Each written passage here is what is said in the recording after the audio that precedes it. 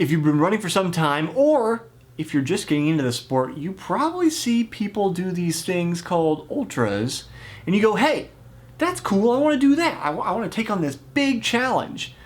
But one thing you might need to ask yourself is, are ultra marathons bad for you?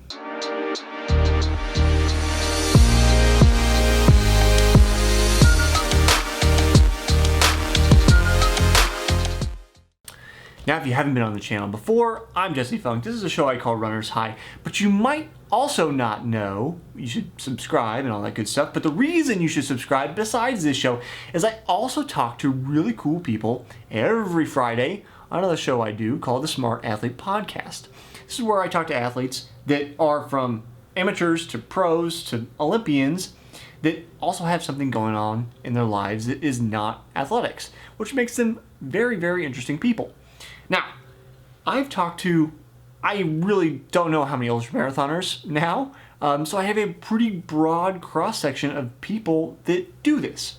It's not my particular bend, so I can't talk to you from experience, but when I talk to these people, I can give you a little bit of insight into what they suggest and how they approach it. Now, recently, I talked to none other than the author of The Trail Runner's Companion Guide, Sarah Lavender Smith, and we talked about getting into ultras.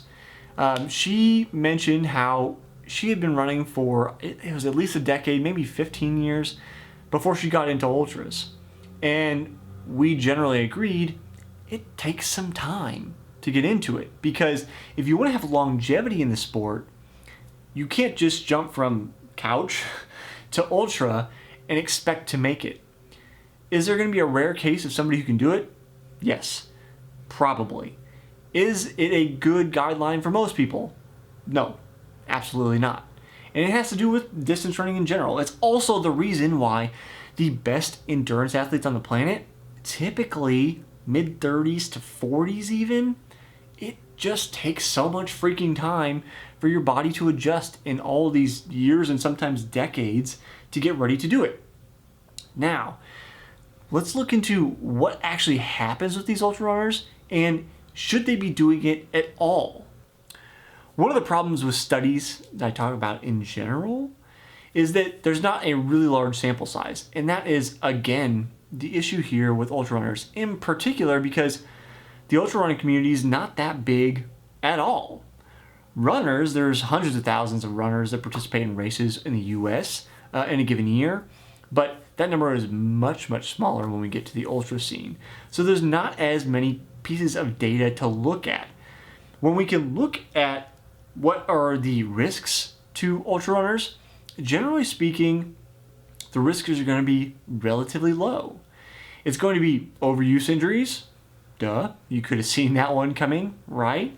And then stress fractures, which is also going to be an overuse injury, but of a different sort.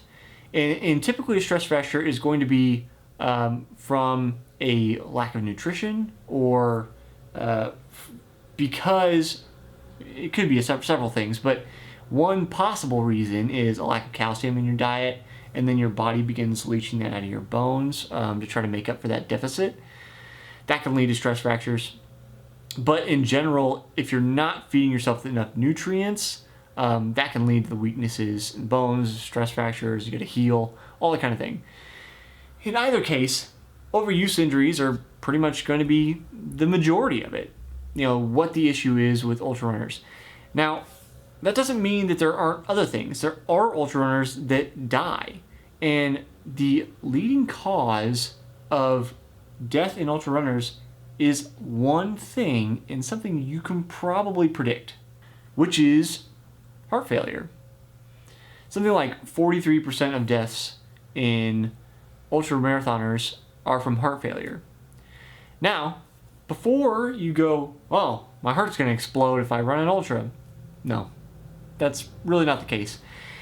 In the vast majority of these cases, the people that died from heart conditions or heart failure had a pre-existing heart condition. This is also why, if you never played in college sports, you don't know this, but to participate in college sports, as a freshman, when you come in, you have to undergo an echocardiogram. You have to have your heart examined because colleges don't want your heart failing on you when you're participating in their school sports. You see stories about this, and it's especially devastating when you see like high school runners die from a pre-existing condition from their heart. My friends and I at that age, it hits you because this is such a passion, and it's something that you're so into.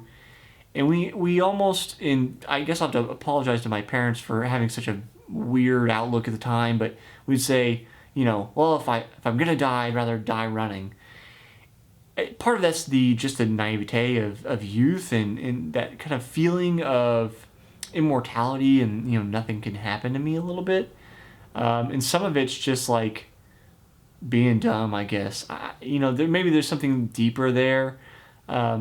Maybe it's just a dedication to your passion at the time. But you see these stories and they hit you hard, but the thing to know is that they are typically not directly related because of the sport. The sport didn't cause it, so to speak.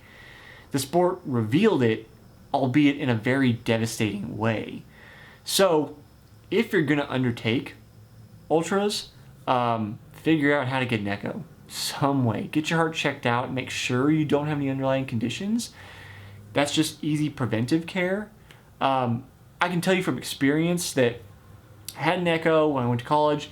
It wasn't an issue, but I've also had like random pains in my chest, which I've spoken to doctors about, and they go, "Oh, that's fine."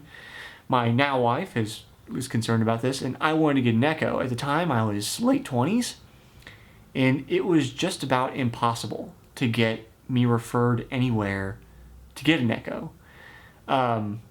So I know that if you're going this route, it may be difficult to get this exam done. My suggestion, and if I was going to go this route again, it would be this: go to a sports-specific place, because they're going to prioritize this kind of thing. Now, they may also say, you probably don't need it. And truthfully, you probably don't. The vast majority of people don't have underlying heart conditions. But is it worth the risk? That's something you have to decide. Personally, I would suggest pushing a little bit to get this exam. Probably worth your time.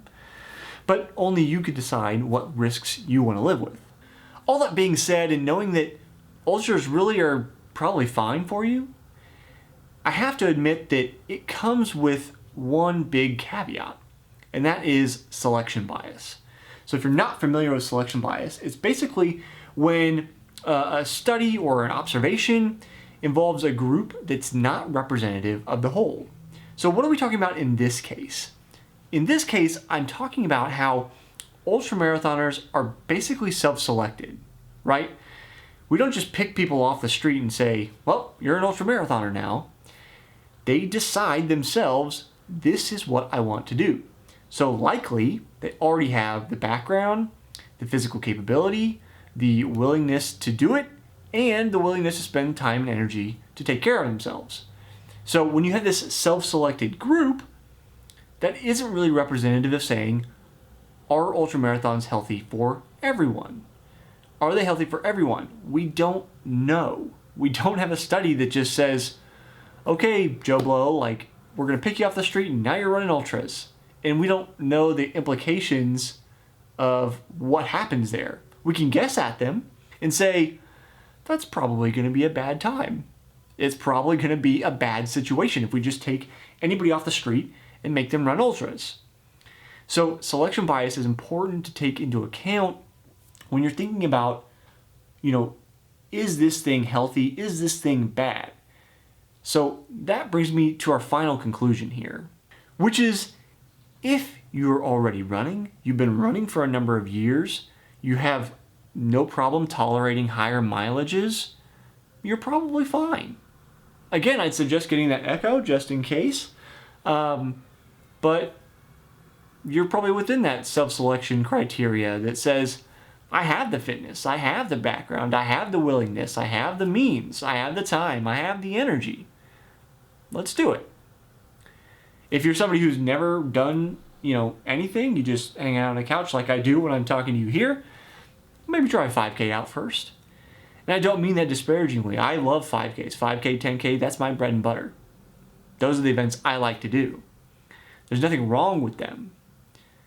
But if you want to get to an ultra, you probably need to spend some time, and as both I and Sarah Lavender Smith would suggest, spend some time building mileage, being in the sport, working on the longevity of it, and enjoying the process of it rather than trying to dive into the deep end.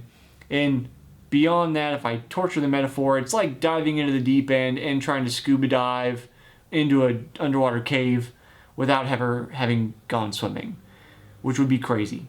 So don't do that.